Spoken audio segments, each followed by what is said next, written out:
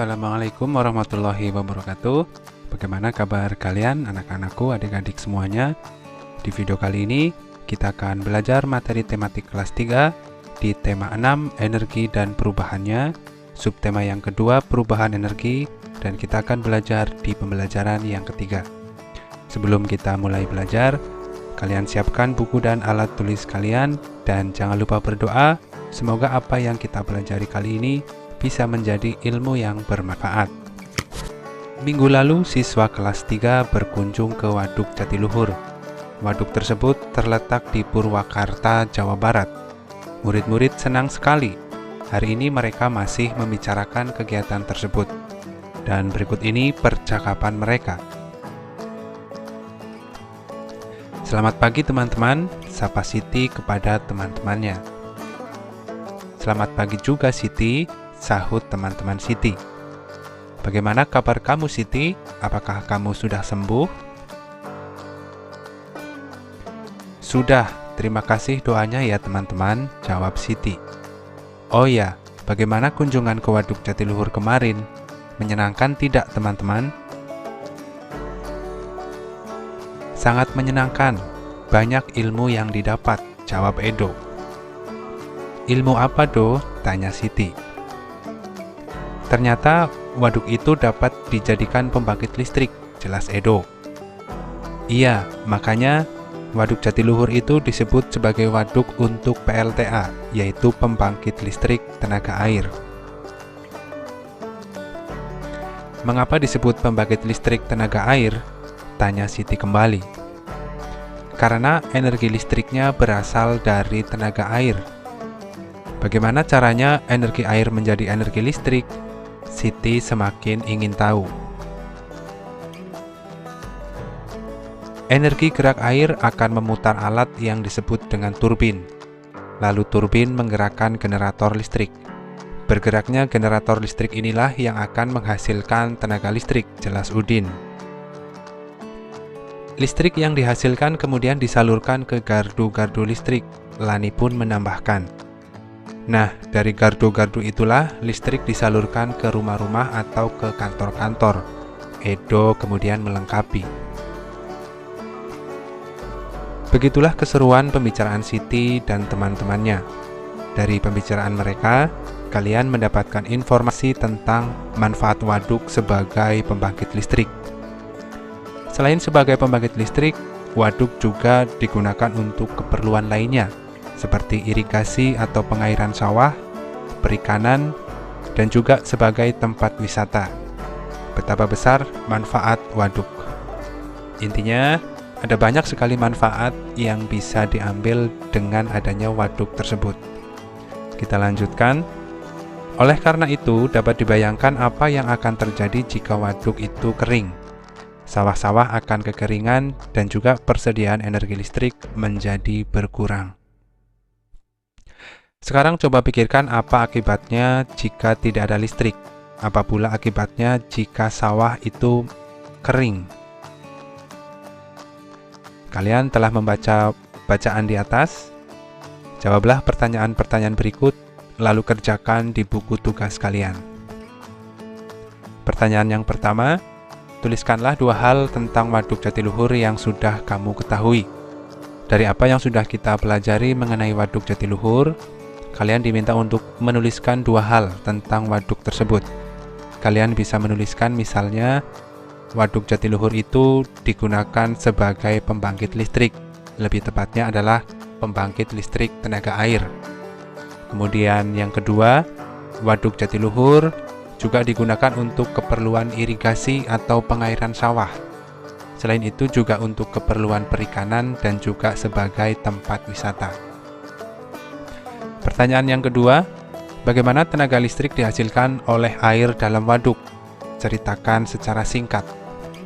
Jadi tenaga listrik dihasilkan oleh air dalam waduk itu bahwa energi gerak air akan memutar alat yang disebut dengan turbin. Lalu turbin akan menggerakkan generator listrik. Bergeraknya generator listrik inilah yang akan menghasilkan tenaga listrik. Pertanyaan yang ketiga, bagaimana listrik dari PLTA dapat sampai ke rumah-rumah? Jadi setelah dari generator, listrik yang dihasilkan dari generator ini kemudian disalurkan ke gardu-gardu listrik. Dari gardu-gardu itulah listrik kemudian disalurkan ke rumah-rumah atau ke kantor-kantor untuk berbagai macam keperluan. Kemudian pertanyaan yang keempat, apa yang akan terjadi jika air waduk itu mengering? Yang akan terjadi jika air waduk kering itu diantaranya adalah sawah-sawah akan kekeringan dan persediaan energi listrik menjadi berkurang. Pertanyaan yang kelima, tuliskan 3 masalah yang muncul bila tidak ada listrik.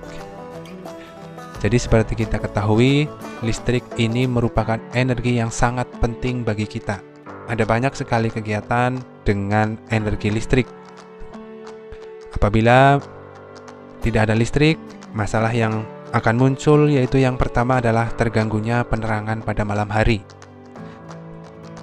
Yang kedua adalah terganggunya aktivitas manusia. Pekerjaan yang membutuhkan listrik menjadi tidak efektif dan efisien.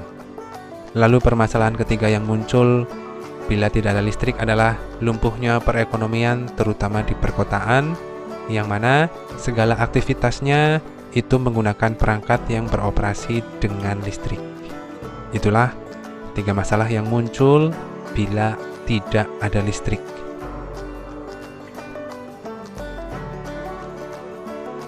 Kita lanjutkan ke bagian berikutnya. Lani telah selesai bercakap-cakap dengan teman-teman. Kemudian Lani mengajak teman-temannya untuk berlatih menari. Kali ini mereka akan berlatih gerak kuat kaki pada tari. Jenis gerakannya hampir sama dengan gerakan sebelumnya. Iringan musiknya lebih cepat sehingga gerakan kaki harus lebih kuat. Selesai latihan menari, Lani dan teman-teman berlatih berhitung. Mereka akan menghitung kegiatan yang dilakukan di sekolah. Sebagai panduan, digunakan jadwal pelajaran di sekolah. Kemudian guru meminta siswa bekerja secara berkelompok. Masing-masing kelompok menghitung lamanya kegiatan selama 1 hari. Sebelum siswa bekerja, guru menjelaskan cara menentukan lamanya suatu kegiatan. Jadi di bagian ini guru meminta siswa untuk bekerja secara berkelompok, yaitu menghitung lamanya kegiatan selama 1 hari. Dan berikut ini adalah cara menentukan lamanya suatu kegiatan. Misalnya, pukul 5 pagi, Lani bangun tidur, kemudian mandi, berpakaian, dan menyiapkan perlengkapan sekolah. Kegiatan ini dilakukan sampai pukul 5.30 atau setengah 6 pagi. Lama kegiatan tersebut adalah 05.30 dikurangi 05.00. Hasilnya adalah 30 menit. Jadi, lama waktu yang diperlukan adalah 30 menit. Jadi untuk mengetahui lama kegiatan yang dilakukan, caranya adalah mengurangi atau mengurangkan kapan kegiatan itu selesai dengan kapan waktu kegiatan itu dimulai. Di sini, Lani bangun pukul 5. Kemudian mandi, berpakaian, dan menyiapkan perlengkapan sekolah sampai pukul 5.30. Caranya adalah kegiatan itu selesai pukul 5.30. Berarti 5.30 dikurangi kapan waktu memulai kegiatan itu, yaitu pukul 5. Kalau sudah dikurangi, akan ditemukan hasilnya adalah 30 menit. Jadi, lama waktu yang diperlukan adalah 30 menit. Kita lanjutkan. Ayah pergi bekerja pukul 7.30. Ayah pulang dari kantor dan sampai di rumah pukul 18.00. Lama ayah bekerja dan waktu yang diperlukan dalam perjalanan adalah, untuk permasalahan yang kedua ini, kita kurangkan kapan waktu ayah selesai atau kapan waktu ayah sampai di rumah. Dikurangi kapan waktu ayah pergi berangkat bekerja. Bagaimana cara mengerjakannya? Pukul 18.08 ini kita ambil 1 jam dan diubah menjadi satuan menit. Kalian tentu masih ingat 1 jam itu ada 60 menit.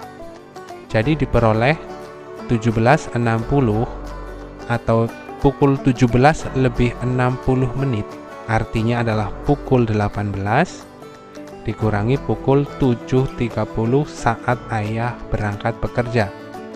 Maka akan didapati 10 lebih 30 menit. Jadi, ayah bekerja selama 10 jam 30 menit. Kita lanjutkan. Berikut ini adalah jadwal kegiatan harian Lani. Berdasarkan tabel berikut, tentukan lamanya masing-masing kegiatan. Yang pertama, waktunya itu pukul 5 sampai pukul 5.30.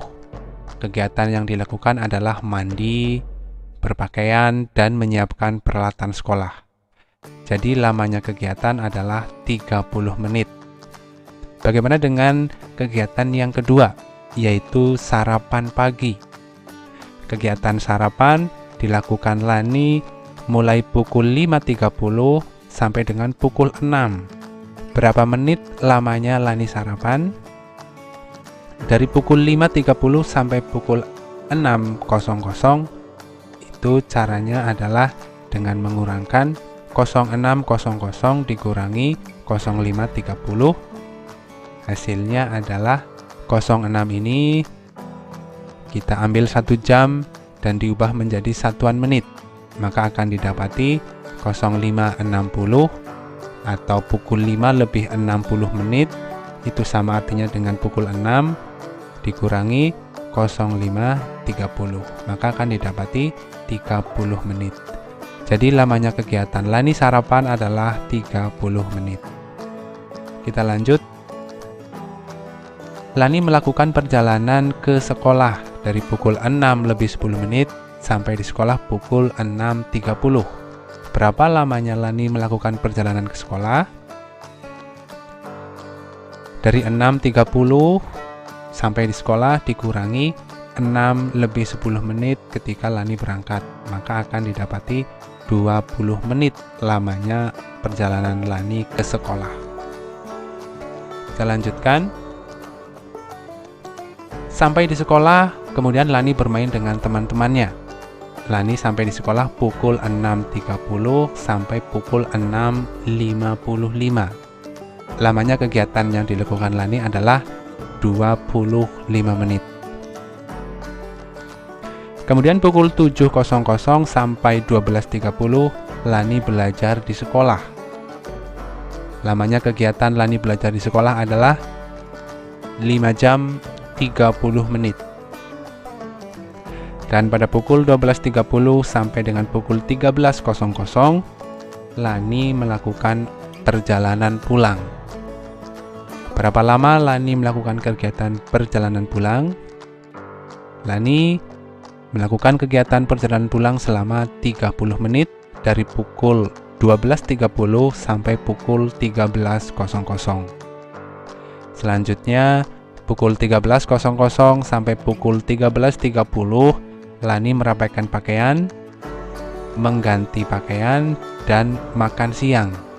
Lamanya kegiatan tersebut adalah 30 menit dari pukul 13 sampai pukul 13.30. Kita lanjutkan.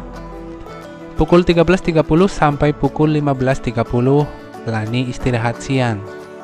Lama Lani istirahat yaitu 2 jam, mulai dari pukul 13.30 sampai 15.30. Kemudian pukul 15.30 sampai pukul 15.45 Lani mandi sore. Lamanya Lani melakukan kegiatan mandi yaitu 15 menit, mulai dari pukul 15.30 sampai 15.45. Kemudian pukul 15 lebih 45 menit sampai pukul 16 Lani berangkat ke tempat kursus musik. Lamanya kegiatan Lani berangkat ke tempat kursus musik adalah 15 menit dari pukul 15.45 sampai 16.00. Kita lanjutkan. Pukul 16.00 sampai pukul 17.30 Lani melakukan kegiatan kursus musiknya. Lama kegiatan Lani mengikuti kursus musik adalah 1 jam 30 menit atau 1,5 jam, mulai dari pukul 16 sampai pukul 17.30. Kemudian pukul 17.30 sampai 17.45 Lani melakukan perjalanan pulang ke rumah. Lamanya Lani melakukan perjalanan pulang yaitu 15 menit, mulai dari pukul 17.30 sampai 17.45. Kita lanjutkan. Pukul 17.45 sampai pukul 18 setelah kursus musik, Lani kemudian istirahat sambil nonton TV. Lamanya kegiatan itu adalah 15 menit. Kemudian pukul 18 sampai pukul 20.30, Lani mengulang pelajaran dan mengerjakan PR. Lamanya kegiatan itu adalah 2 jam 30 menit, mulai dari pukul 18 sampai pukul 20.30. Dan yang terakhir, pukul 20.30 sampai pukul 5 pagi, Lani itu tidur malam. Untuk kegiatan ini berarti ini sudah berganti hari ketika Lani bangun pukul 5. Cara menghitung lama kegiatan Lani tidur, yaitu yang pertama kita hitung dulu dari pukul 20.30 sampai pukul 00. Dari pukul 20.30 sampai pukul 00 atau di sini dituliskan pukul 23 lebih 60 menit, lamanya adalah 3 jam 30 menit. Kemudian dari pukul 00 sampai pukul 5 pagi itu lamanya adalah 5 jam. Nah, hasil ini 3 jam 30 menit kita jumlahkan dengan 5 jam, maka akan ditemui 8.30 atau 8 jam 30 menit. Jadi, lama kegiatan Lani tidur itu adalah 8 jam 30 menit. Ya, semoga apa yang kita pelajari bisa menjadi ilmu yang bermanfaat.